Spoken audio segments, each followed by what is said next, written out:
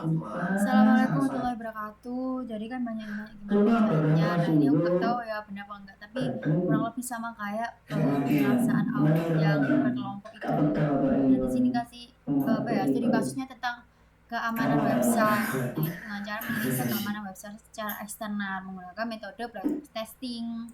Nah tujuannya itu apa? Untuk mengevaluasi sejauh mana keamanan dari sisi konfigurasi web servernya, perlindungan data pengguna, dan kerentanan aplikasi webnya. Ini apa ya?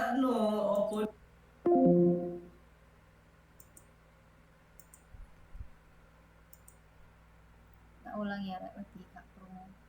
Jadi ini kan audit studi kasusnya tentang pemeriksaan keamanan web server secara eksternal.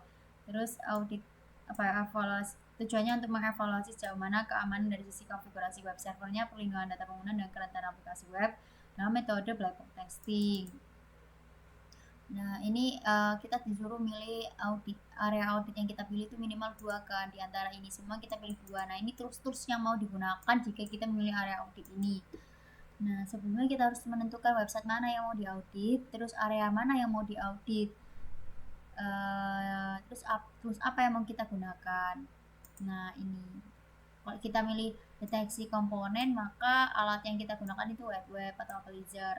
Terus pemeriksaan HTTP pakai security headers. Nah, kalau ini semua itu pakai web apa ya? Cari aja di Google, masukin linknya, terus yang di scan kan sama terus ini. Kecuali yang ini nih, ini pakai aplikasi diinstal dulu, baru kita bisa nyantumin linknya gitu. Nggak nyantumin linknya ya. Pokoknya gitulah. Ini install dulu lah. Setelah itu kita menentukan apa ya standarnya apa yang mau kita gunakan. Contohnya kalau kalian bingung, ini ada contoh-contoh framework yang mau digunakan untuk mengaudit keamanan website. Ada ISO 27001, ada NIST, AWACS, gitu. Terus kita geser ke kertas kerja. Nah, lanjut. Di sini kan aku pakai kerangka kerja apa ya, frameworknya AWACS Top 10 2021. Nah ini kriteria-kriterianya, ini nama kriterianya, dan ini isi kriterianya. Terus geser ke studi kasus ini ya, studi kasus yang ada di apa ya, QCR itu ditaruh sini. Terus klasifikasi, terus kita menentukan mengklasifikasikan hasil auditnya itu gimana.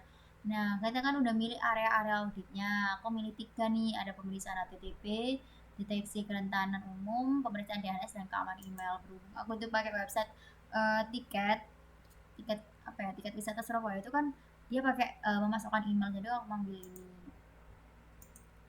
Nah ini apa ya, kriteria yang dipilih gitu kan. Nah aku itu mengambil kriteria ini berdasarkan area yang mau diaudit. Nah cocoknya kalau area auditnya pemeriksaan HTTP ini cocoknya tuh pakai kriteria yang berapa sih gitu.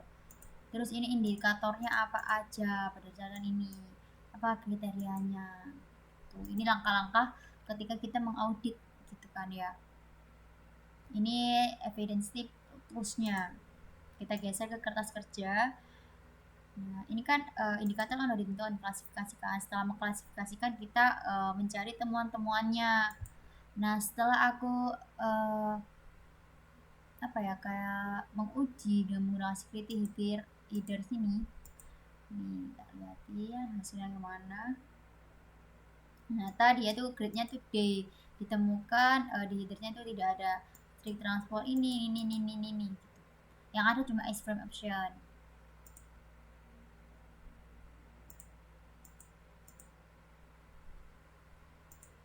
Nah, gitu. Ini temuannya ditaruh sini semuanya. Terus statusnya itu kurang cukup baik, terserah kita kan yang auditornya. Terus skornya terserah kita. Terus summary ini berdasarkan rata-rata dari skor ini semua dalam satu area audit gitu. Terus dikasih rekomendasi hasil temuan ini, direkomendasikan kayak gimana tuh. Itu aja sih, jangan lupa ini hasil buktinya ditaruh di sini. Terus kita geser di prakteknya. Nah, bagaimana melaksanakannya, ini kayak tujuan auditnya kayak gimana dijelaskan. Terus proses bisnisnya itu kayak gimana, resikonya kira-kira itu tinggi, rendah, sedang, pendekatan ini metodenya, alokasi sumber daya. Ketika kita mau mengaudit, kita tuh butuh sumber daya apa aja sih. Nah aku ini pakai ya, hasil scan gitu, laporan dari security leader, OACAP, Imuniweb dan lain sebagainya gitu alat-alatnya.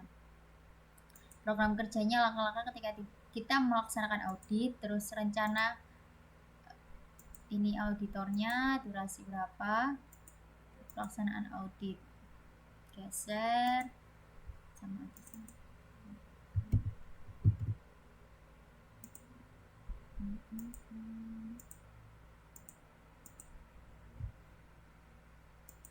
Aku bisnisnya taruh di sini.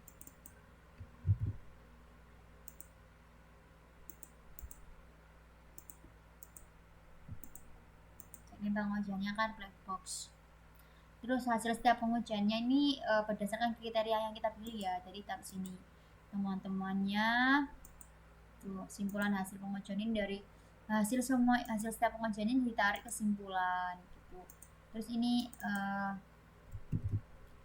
dijelaskan apa ya? Dijelaskan, sebutkan aja kriterianya kita gunakan berapa aja. Terus kondisinya ketika kita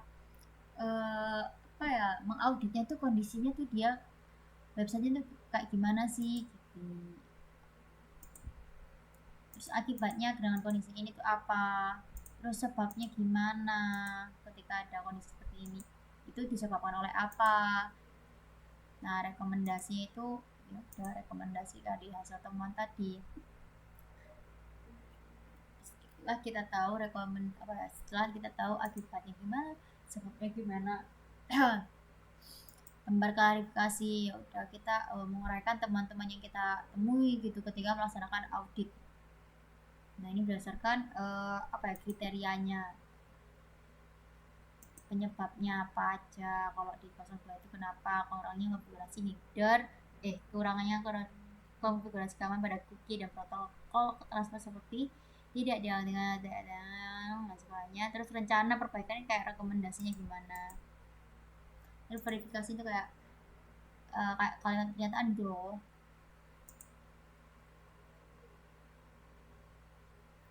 Udah itu aja laporan hasil audit, nanti kita buat laporannya pakai ini. Terima kasih. Maaf kalau kecepatan ya.